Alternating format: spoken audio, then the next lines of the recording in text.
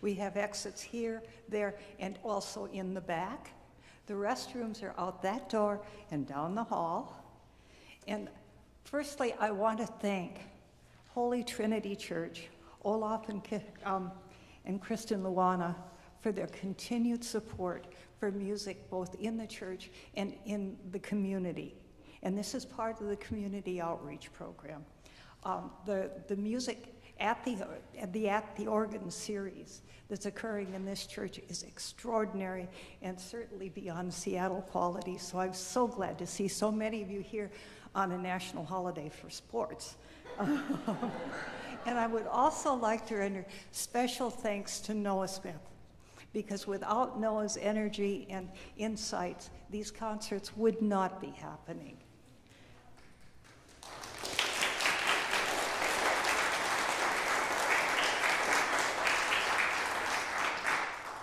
I'm here as board chair of the American Guild of Organists, the Peninsula chapter.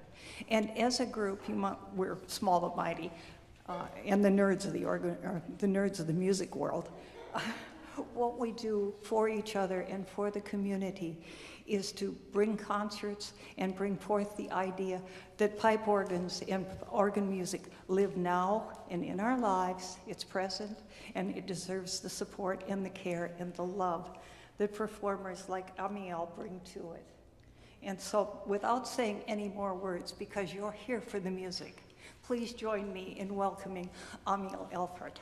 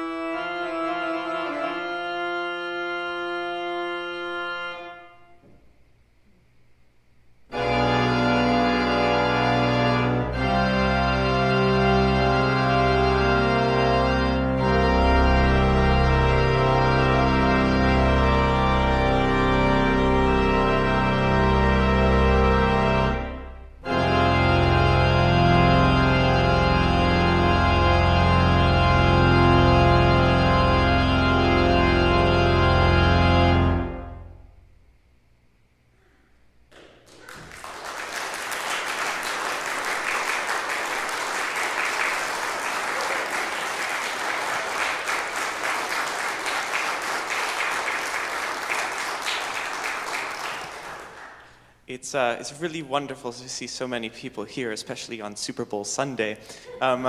I didn't realize it was Super Bowl Sunday when I planned this recital, and on the ferry ride over, I was sort of biting my fingernails, wondering if anyone would turn up. Didn't actually find out it was Super Bowl Sunday until I had to buy travel insurance to come here. And the lady on the phone said, you know, the roads should be clear, it's Super Bowl Sunday. And I said, oh no, that sounds bad. And she says, oh no, don't worry. You know, like last time we traveled on Super Bowl Sunday, you know, everyone was at home and they were watching TV and no one was out driving. And I was like, well, you know, it's kind of bad for a different reason, but thank you for letting me know. But I'm so pleased to be here, and I'm so pleased to be in Port Angeles. Port Angeles is a city that I've been through many times, but I've never been to before. And as well as getting to know this wonderful organ here, I've experienced some of the natural wonders of this area and seen some parts of your lovely city, and really, it's really wonderful to be here. Before the recital, the esteemed co-dean of the Olympic Peninsula chapter of the American Guild of Organists asked me, so you like Bach, eh? And yes, I do. I really like the music of Bach. But more so, in this case, Bach is a convenience more than a passion. Because this recital is, it follows the course of the church year, at least the first, about a third of the church year. And of course, besides Martin Luther himself, Bach was probably the best Lutheran ever. And so, you know, much of his music is related to the church. And in fact, one of his earliest works for the organ is called the Orgelbuchlein, which translates to Little Organ Book. But if you own the Novello edition of the Orgelbuchlein, it's called the Liturgical Year.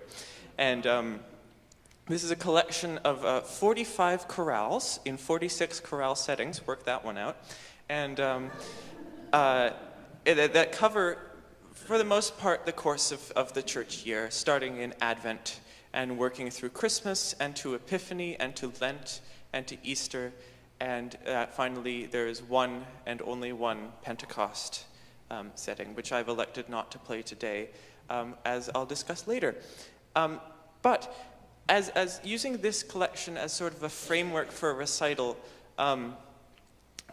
works really well, especially with other pieces by Bach, because the pieces in the Orgelbuchlein are sort of a certain texture. They are all very related to one another. There's a joke among organists that there are only actually 5 pieces in the Orgelbuchlein. Everything else just repeats. And so using these sort of small chorale settings to bind together this program that stretches across the church year, exploring music by Bach, and then also music by some of my favorite composers from later dates, which we'll talk about a little later. Thank you again for coming, and now it's time for Advent.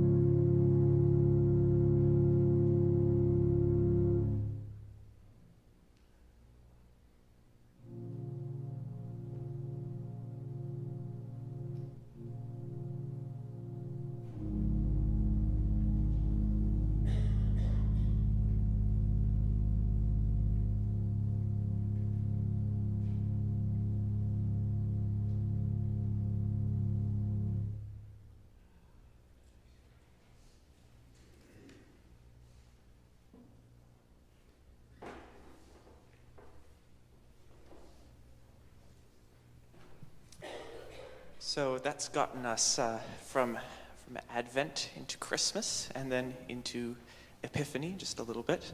The interesting thing about the Orgelbuchlein is it's sort of sometimes a little bit nebulous which chorales belong in which part of the church year. I was thinking that I would do the box setting of that text, not that tune, which comes from the same collection, but I thought it would be nice to have a nice contrast. So Charles Wood, Nunc Dimittis. Charles Wood is mostly known for his many contributions to the Anglican church music genre, and you get extra points if you can name me one of his anthems. The next bit of the program is about Lent, and in this part of the program we're going to sort of deviate away from Bach towards someone who really wanted to be Bach, and I'm not talking about Max Reger. I'm talking about Siegfried Karg Elfert, who was a German composer in the early 20th century, and pretty early on in his life, in his mid-30s, he writes this very, very large-scale work, these 66 chorale improvisations, and these are his 65th large work, Opus 65. And if anyone has ever heard a piece by Karg Elfert before, I can guarantee it comes from this collection. The most famous piece that he probably ever wrote is the Marche Triomphale on Nun danket alle Gott, which is number 59 in this collection. And I've played that in recital before, but I'm not going to today because it doesn't really fit in. However, I'm going to play two selections from this collection, which incidentally tie into another theme that I was kind of trying to go for here, which is that in 2 days' time, Valentine's Day, and so both of these chorale settings are not only about Lenten parts of the church year. One is about communion and therefore the Last Supper, and the other one is sort of a hymn to Jesus. But not only are they Lenten, they are also love-related. So Schmücke dich, o Liebseele, is about love, and then of course, O du Liebe, meine Liebe, O thou love of my love, is about love. And also in the Valentine's Day vein is A Jesu meine Freude, which I played earlier. That's also about love. It's a bit obsessive love, but love nonetheless. So I hope you enjoy Christe du Lamm Gottes by Bach, and then two selections from Siegfried Karg Elfert's chorale improvisations.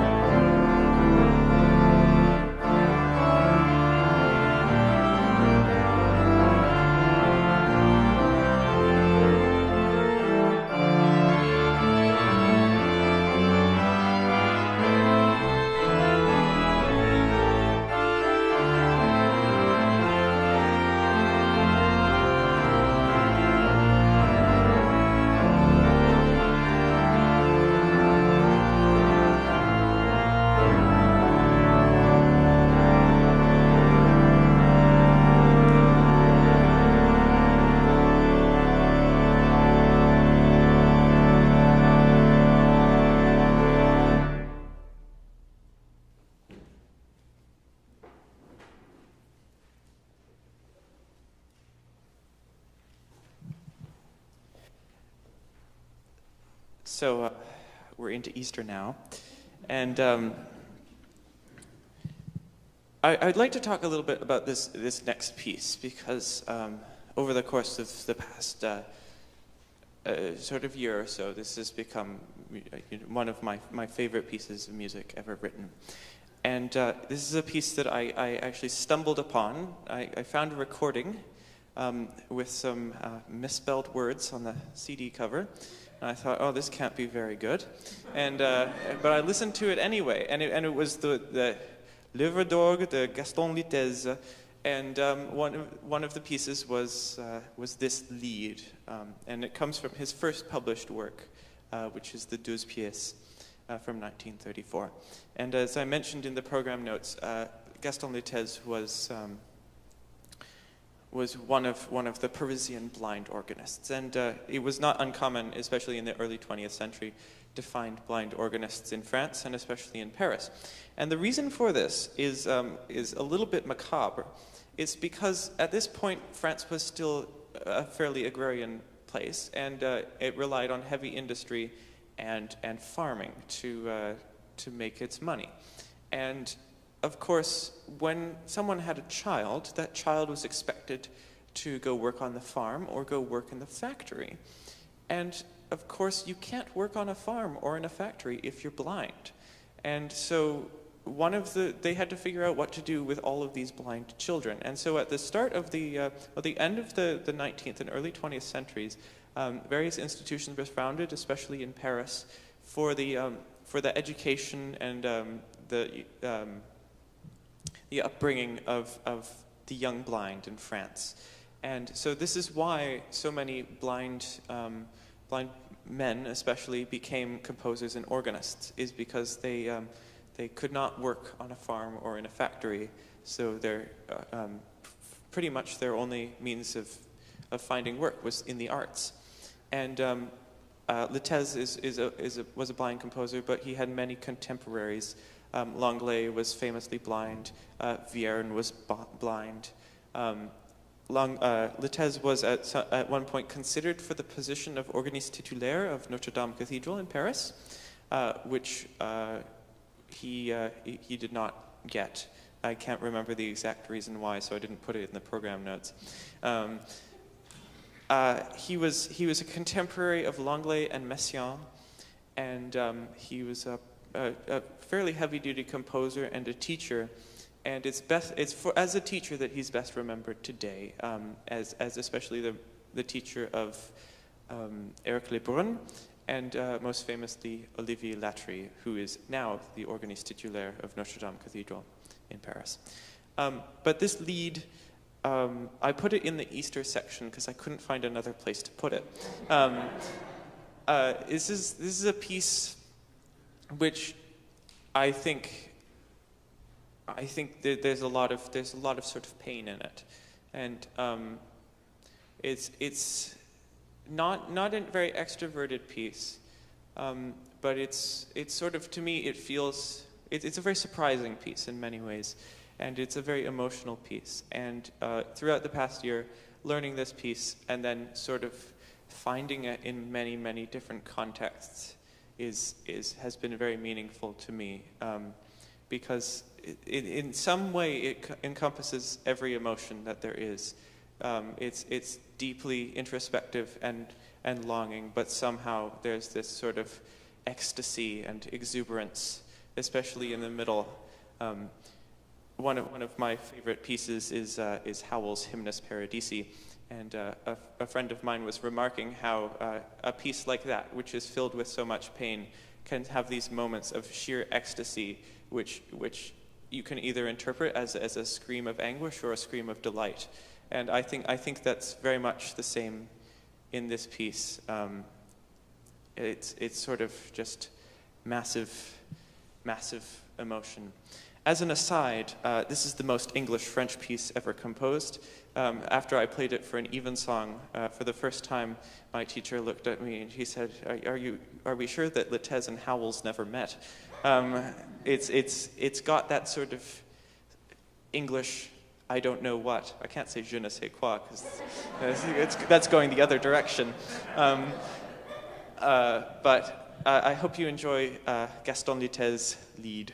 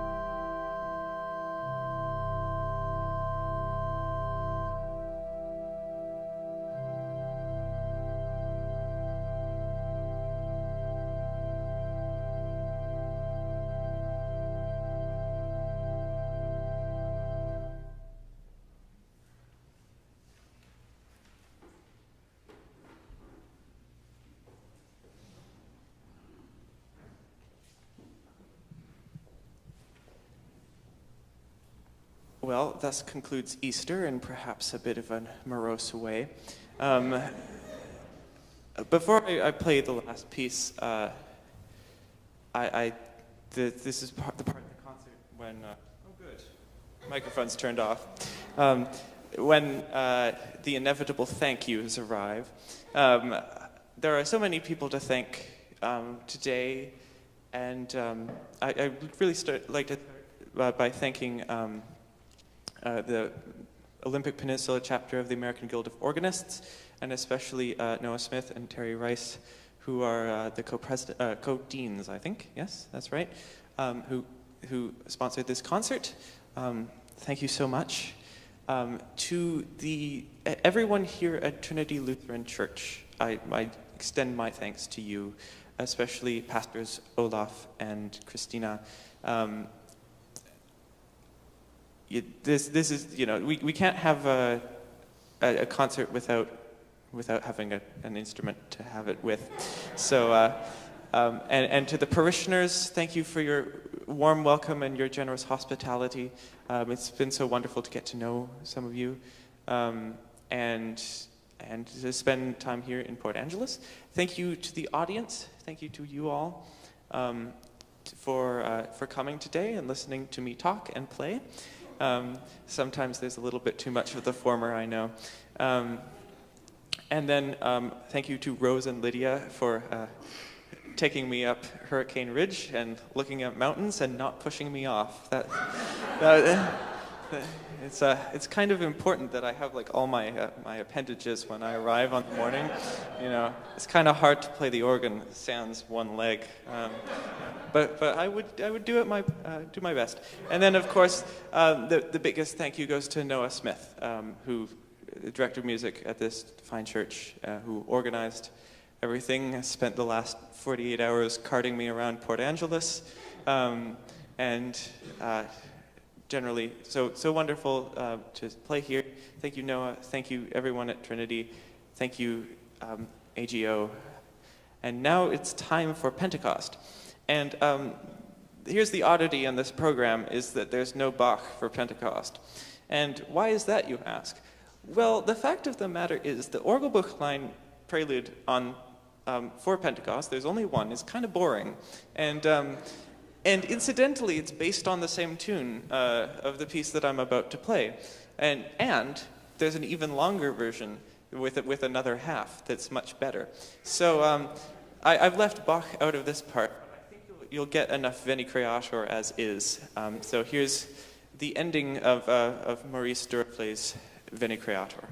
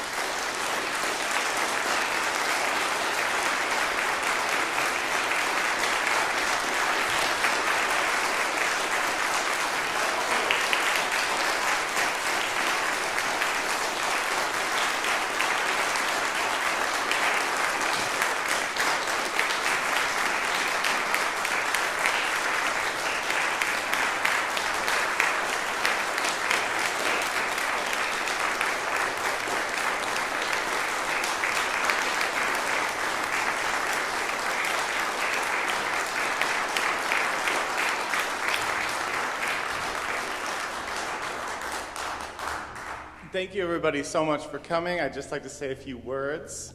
You can come up here, too, if you want, Terry. Well, thank you to the Fishers for the Organ Fund and for sponsoring the arts. We're so grateful for you all. This wouldn't be possible without you and without the other lovely patrons here at Holy Trinity Lutheran Church. The American Guild of Organists is an organization which promotes learning the organ, access to organs, and that we have certification for professional organists so that there's a standard nationally. It's just a fabulous organization to join. We're friendly to pianists as well. So if you are a pianist or a keyboardist or even just a fan, maybe you're not very musical but you love the organ, please consider joining the American Guild of Organists. You can speak to Terry or myself, and we will set you up with the resources. You can also go to online website for the American Guild of Organists. If you would like to donate to our music program to continue to see events like this happening at Holy Trinity Lutheran Church, you can donate online, or we do have a donation bin out here on sort of a picnic table donation area. So please don't be shy, and if you're interested in learning more about how you can get involved or support the music program here, you can speak to myself or you can call the Holy Trinity office and ask for Noah. Lastly, please keep your eyes open for 2 events. I will be playing concertos with the orchestra, with the symphony orchestra here in Port Angeles in May. I'm playing 2 concertos for organ and orchestra. And another event in June, Manuel Piazza, who's the organist at Trinity Church Boston, will be coming and giving a concert here at Holy Trinity. So please keep your eyes open. It will be in our newsletter, in the paper. You can also visit our website at Holy Trinity. Thank you for coming today.